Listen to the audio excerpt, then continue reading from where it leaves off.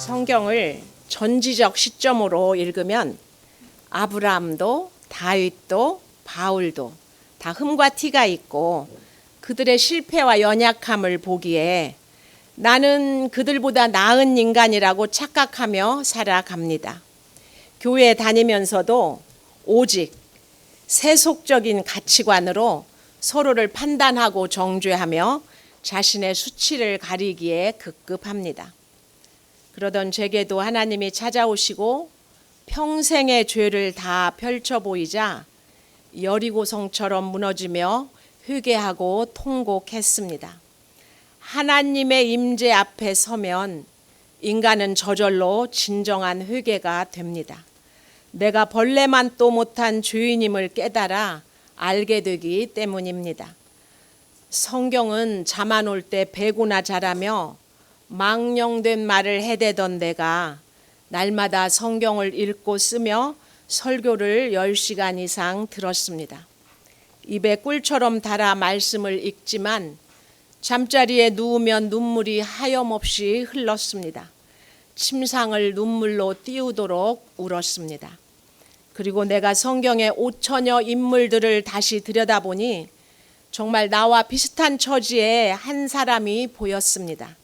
오늘 본문에 등장하는 바라바입니다.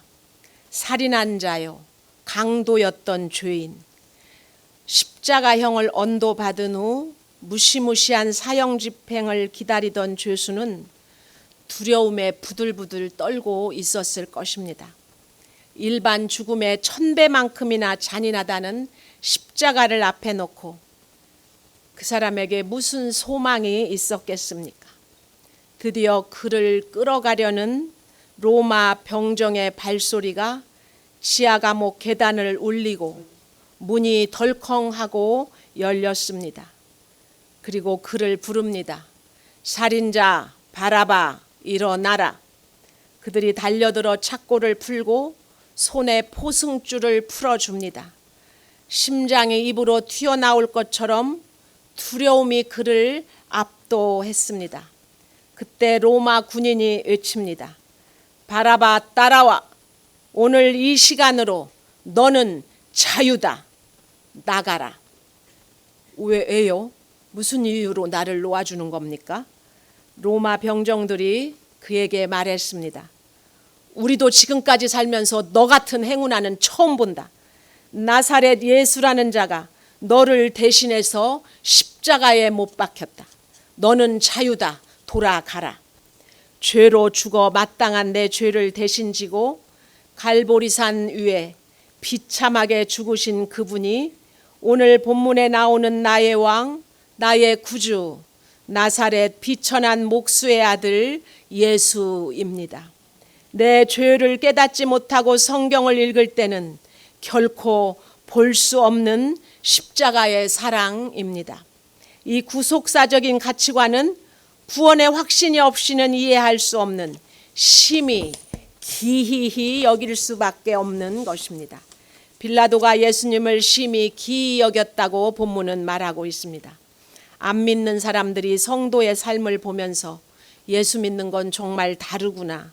나도 예수를 믿고 싶다는 마음이 들게 하는 것이 심히 기이 여기는 인생입니다.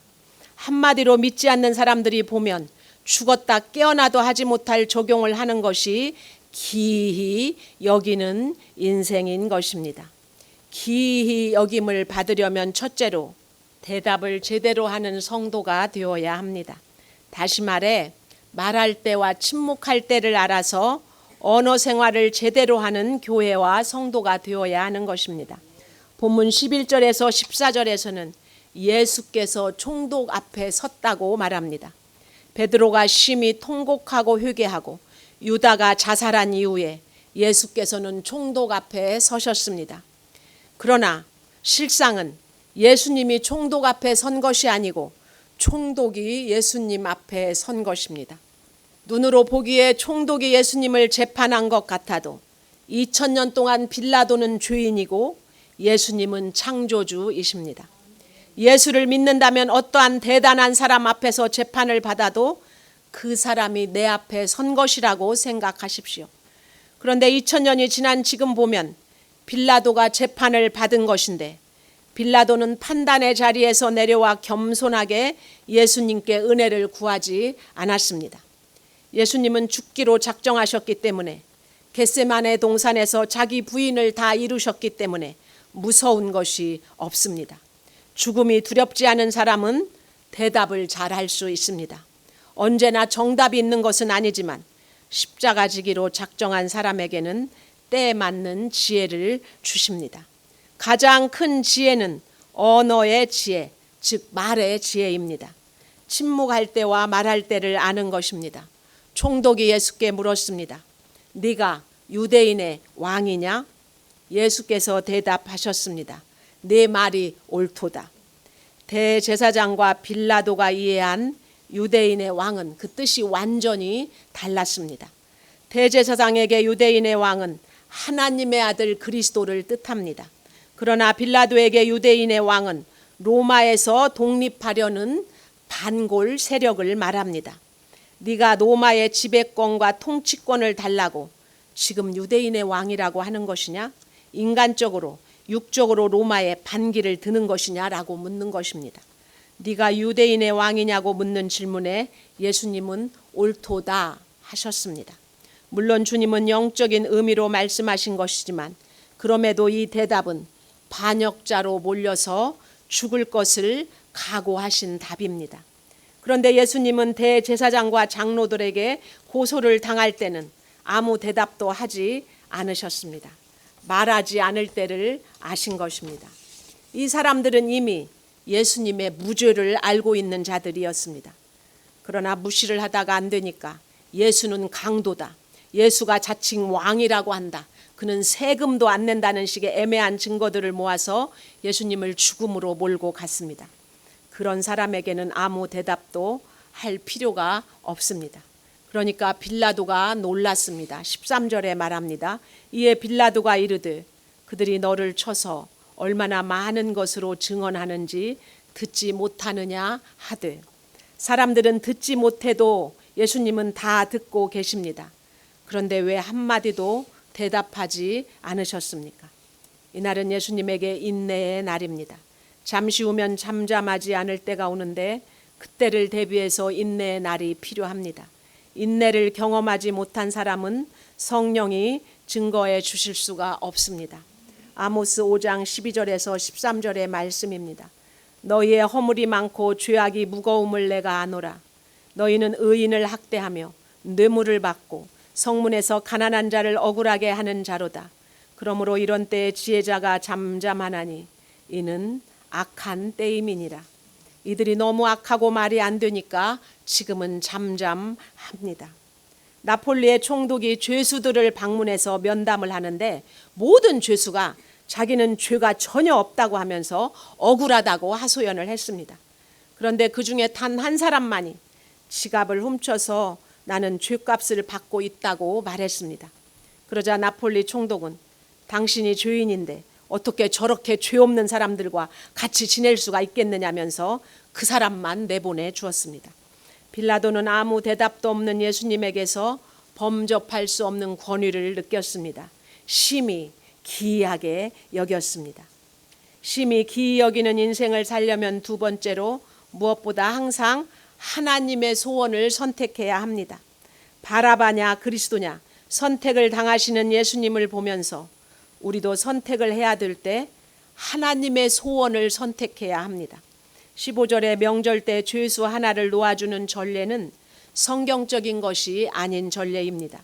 자기 마음대로 죄수를 놓아주는 관례는 악한 자에게 악하게 이용될 소지만 있을 뿐입니다. 무리의 소원이라는 것이 애초부터 선한 것이었고 다수의 의견이 항상 옳은 것도 아닙니다. 빌라도와 이들이 계속 묻고 답하고 있지만 결론은 예수는 죽이자입니다. 뻔한 결론을 두고 묻고 답하면서 100% 죄인인 인간이 도출하는 결론은 예수님 죽이자입니다. 16절에서 주님과 비교된 죄수는 바로 바라바입니다. 밀란과 살인과 강도를 저지른 악명 높은 자로서 로마 정권과 대립한 혁명가였습니다. 바라바는 아버지의 아들이라는 뜻입니다. 모태신앙인 지도자로 민중 봉기에 참여해서 로마에 저항했을 것입니다. 살인과 강도는 저항을 위해 저지른 죄목일 것입니다. 백성이 보기에 바라바는 예수님보다는 실질적인 민중 활동을 보여준 사람입니다. 그러니 눈에 보이는 바라바를 택할 수밖에 없는 것입니다. 예수님이 압제와 서름을 한 방에 날려 주었더라면 좋았을 텐데 바라바는 적어도 그런 시도는 한 사람입니다. 본문 17절 18절을 보면 빌라도는 그들의 속셈을 다 알고 있었습니다. 시기는 사탄이 주는 죄의 유혹 가운데 교회에 가장 피해를 주는 것으로 공동체에서 가장 무서운 죄입니다. 시기는 자신이 못났다는 것을 공표하는 것입니다. 그런 줄 알았으면 빌라도가 예수님을 살려줘야 하는데 알면서도 계속 무리에게 물어봅니다. 일주일 전에 예수님께 열광하던 무리가 대제사장과 장로들이 권하니까 그냥 넘어갔습니다. 왜냐하면 대제사장은 백성이 따르는 존경받는 인물이었고 그의 말은 백성이 우상시 여길 만큼 권위가 있었습니다. 대제사장은 야비하게도 자신의 직위를 이용해서 백성이 그리스도를 대적하게 만든 것입니다. 그런데 빌라도에게는 예수님을 풀어줘야 될 또 하나의 이유가 있었습니다.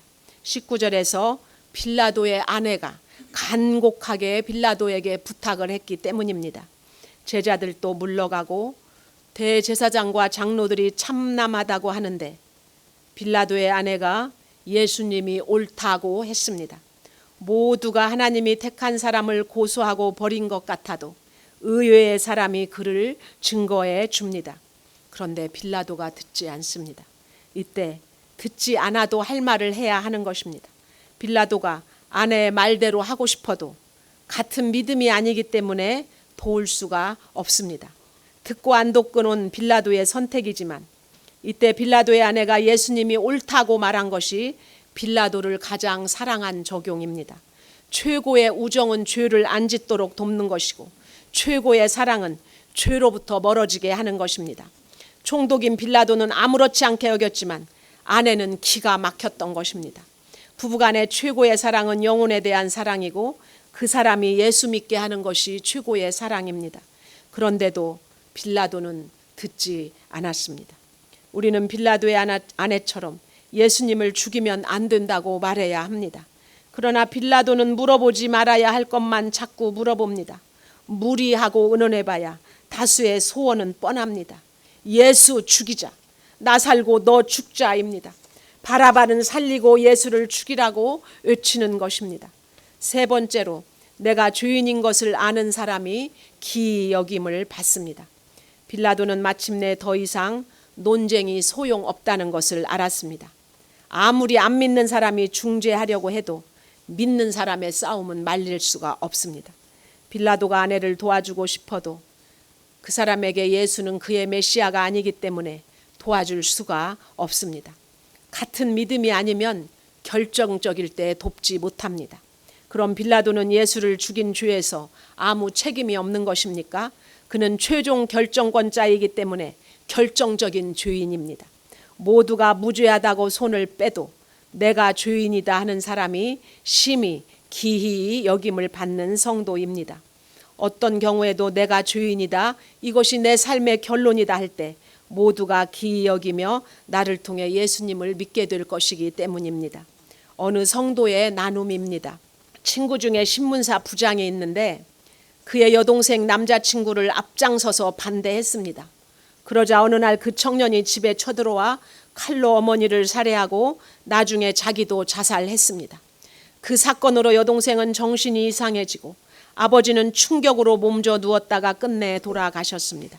그 일 이후 친구는 절대 여동생을 용서할 수 없다고 말하곤 했습니다. 그러던 그가 얼마 전부터 아내와 함께 교회에 나가면서 자기가 여동생의 남자친구를 그토록 반대했던 것은 지극히 이기적인 발로였음을 깨닫기 시작했습니다.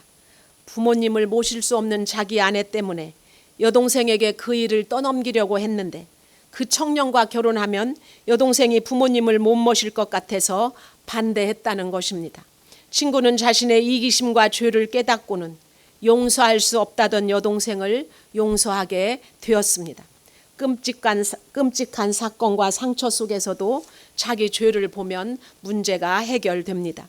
본문 24절에서 26절 말씀입니다.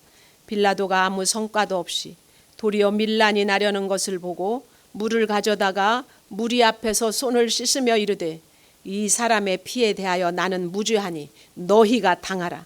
백성이 다 대답하여 이르되 그 피를 우리와 우리 자손에게 돌릴지어다 하거늘 이에 바라바는 그들에게 놓아주고 예수는 채찍질하고 십자가에 못 박히게 넘겨주니라. 하나님은 우리 죄에 대해서 3, 4대 자손까지 형벌을 제한하셨는데 이 사람들은 예수를 죽이려고 수천 대의 형벌을 자원했던 것입니다. 자기 영혼을 저주하는 사람들은 자식에게 수천 대의 죄악을 잔인하게 가져다 줍니다.